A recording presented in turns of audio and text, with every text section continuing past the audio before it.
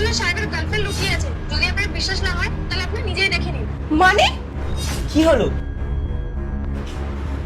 না না, কিছু না। দেখছো না ঘরটায় কি ময়লা হয়েছে। আমি ভাবছি কি ঘরটা একটু গোছাবো, বুঝলে? তুমি একটু বাইরে যাও, আমি ঘরটা গুছিয়ে নিই। কি বলছো? এই কদিন আগেই তো তুমি ঘর গোছালে, আবার আজকে কেন ঘর গোছাবে? আচ্ছা ঠিক আছে, ঘরটা তাহলে গোছাচ্ছি না, জানলাটা গিয়ে মুছি। জানলাটা ভীষণ ময়লা হয়েছে। আরে আরে কি করছো? তুমি এত কাজ করো সারা দিন রাত, আমার কি ভালো লাগে বলো তোমাকে তো কাজ করতে দিতে? তুমি এখানে রেস্ট করো, আমি পরে একদিন পুছে দেবো।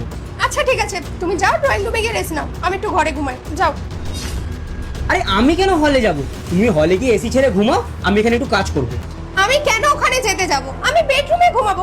রেস্ট নেওয়ার জায়গাটা হচ্ছে বেডরুম, হল নয়। তুমি যাও, তুমি গিয়ে ওখানে গিয়ে বসে থাকো, আমায় ঘুমাতে দাও। না হলে আমি কি জানলা পরিষ্কার করছি, যে কোনো একটা করতে দাও আমায়। না না ঠিক আছে, তুমি ঘুমাও, আমি বাইরে গিয়ে কাজ করছি।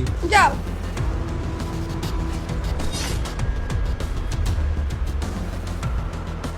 এবার আমি দেখি তুমি কিভাবে এই রুম থেকে বেরাও।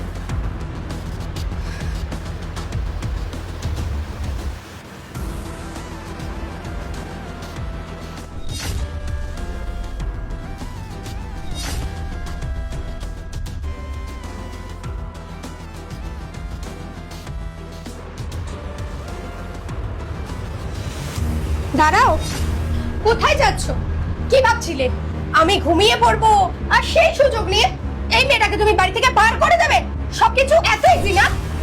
কুসুম তুমি তো ঘুমাচ্ছিলে। আরে তুমি কি জাদা কথা বলছো বলো তো? আরে এটা তো আমার ফ্রেন্ড, তোমার সাথে দেখা করতে নিয়েছিলাম। তাই না? তাহলে অপেক্ষা করছিলে কেন আমার ঘুমানোর জন্য? আর তুমি কি ভেবেছিলে আমি কিছু জানি না? এক মিনিট দাঁড়াও, বেরিয়ে আয়। দেখো এই মেয়েটাই ওই মেয়েটা কিনা। হ্যাঁ ম্যাডাম, আপনি যখন বাড়িতে থাকেন না তখন সাহেব এই মেয়েটাকেই আনে বাড়িতে। মন্দিরা, তোর সাহস তো কম না, তুই আমাদের সংসারে আগুন লাগাচ্ছিস। দেখুন সাহেব, আমার কাছে প্রমাণ আছে, আমি তাই বলছি। এই দেখুন ম্যাডাম।